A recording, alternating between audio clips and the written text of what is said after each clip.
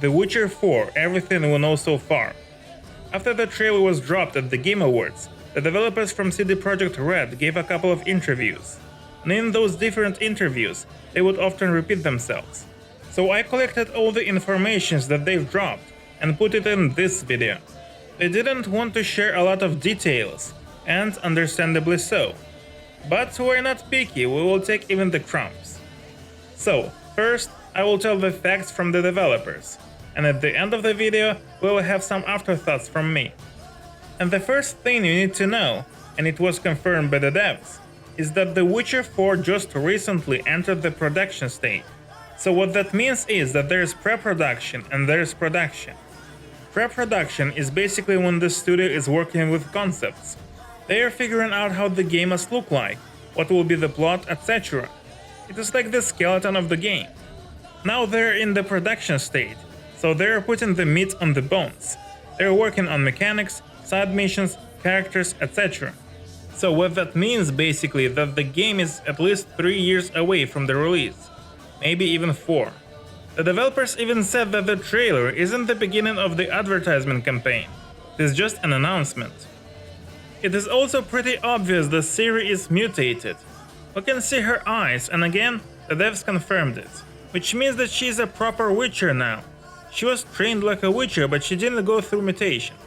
Now she is mutated. Interesting fact, in the books, there were no female Witchers. They weren't able to mutate them. That's just a random fact. I'm okay with mutated Ciri. If it wasn't done before, it doesn't mean that it can't be done. So no issues there. Now let's talk a little about the mechanics. It was confirmed by the developers that the chain that Ciri used in the trailer will be a mechanic of the game. It is not just for the show and not just for the trailer, as it was in the first The Witcher game. There it was just for the trailer.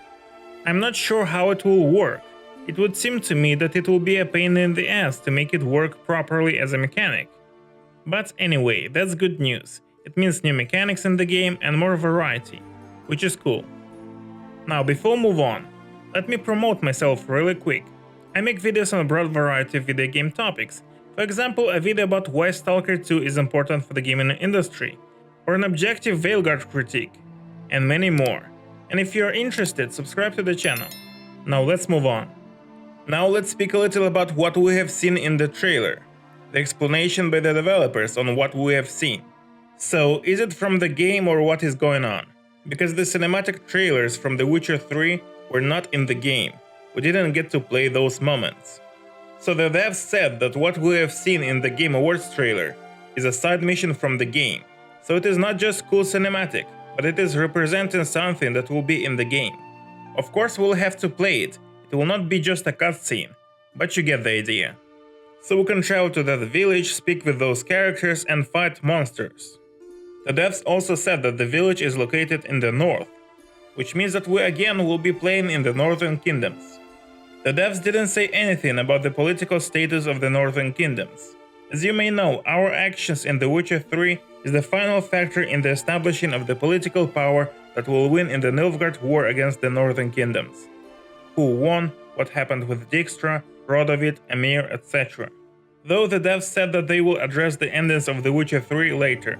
However, it seems to me that they just gonna choose the canon ending where Ciri is a Witcher and Nilfgaard lost the war. And finishing on the world building that was revealed by the developers, the game is set in a few years after The Witcher 3 ending. Now, the developers also commented on the scale of the game. That is approximately the size of The Witcher 3. Even though they refused to say how many hours the game may take. But if it is the size of The Witcher 3, then we may expect an 100 hours game. Now let's speak a little about the magic in The Witcher 4, because the devs made it clear that the magic will play a bigger role in The Witcher 4 than in The Witcher 3. In The Witcher 3 we had 5 signs, 5 spells if you want. You could make a high emphasis on the magic in The Witcher 3, but it wasn't that fleshed out. In The Witcher 4 we will use proper magic, because The Witcher signs are simplified magic. The devs made it clear that Ciri is still the source. Her magical abilities are very powerful. Canonically, she is the strongest sorcerer in the world. At least, she has the potential to become the strongest sorcerer in the world. Her descendants were breeded to make that possible, to to have that extreme magical powers. And those powers manifested in Ciri. So what it means in the game, Ciri is still the source. Her magic is stronger than Geralt's, even though we'll see her use some spells that will work like Geralt's signs. Particularly, we have seen Ciri use something like Quen, the magic shield, and Art, which is a magic push. However, I'm sure that we also will see new spells. Like, we have seen already that Ciri could summon a fireball to hit the ground. And who knows, we might still be able to teleport like we did in The Witcher 3. However, Ciri seems to be too OP, too overpowered with those teleportations. That's why I personally theorize that Ciri lost some of her abilities by being mutated into a Witcher. That's my theory, because Ciri is too OP, and the game might be too easy if we will get the Prime Ciri. However, that's just my theory. Regarding magic, it is also interesting that Ciri draws magic from a stream of water. It is a canonical thing. In the Witcher universe, sorcerers draw magic from elements. Yennefer taught Ciri how to do it when she was still a teenager, though she didn't get the hang of it. Well, she does now. It is interesting how CDPR will implement it as a mechanic. Now, the other thing that was heavily emphasized by the developers is that The Witcher 4 will focus a lot on monster hunting, because Ciri is the first ever Witcher by choice. Usually, Witchers would claim children from people that they've rescued, and then they would train them and mutate them in new Witchers. Ciri though wants to become a Witcher because probably being young in Kaer Morhen was the happiest part of her life, and the only place where she felt safe. She was running and hiding her entire life, so becoming a Witcher is the only thing that she wants. Now let's discuss the Unreal Engine 5 topic, because it is the engine that the game is being developed on. People are concerned that Unreal Engine 5 causes bugs and performance issues. People demonize Unreal Engine 5. And yes, it has its issues.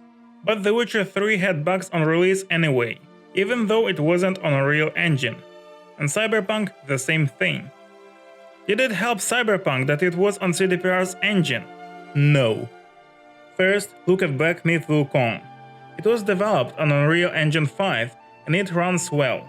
So, Unreal Engine 5 is not a sentence, and the devs from CDPR said that the Unreal Engine 5 from The Witcher 4 is custom, and Epic Games, the company that developed the engine, is helping them with it. So, Unreal Engine 5 doesn't mean that there will be performance issues. And let's not forget that the game is at least 3 years away from the release, and that means that there's a lot of time to fix the issues with the engine. And also, I don't get it when people say that Unreal Engine 5 doesn't look good. That's straight up lie. The trailer looks beautiful, but even if the game will look a little bit worse, it will still look incredible. Sure, there are things that deserve to be criticized, but don't lie. Now for some afterthoughts. The state of things at the end of The Witcher 3 are very stable. The war between the Northern Kingdoms and Nilfgaard is over, one way or another. The Wild Hunt is stopped. And Emir Var Emreis, the white flame dancing on the graves of his foes, is not looking for Ciri either. So there is no visible plot for The Witcher 4. So the world of The Witcher 4 needs to be shaken up a little. Personally, I would say that the second conjunction of spheres is what the world needs. That will add more monsters in the world, because there are not a lot of monsters in the Witcher world canonically, because the Witchers eliminated almost all of them.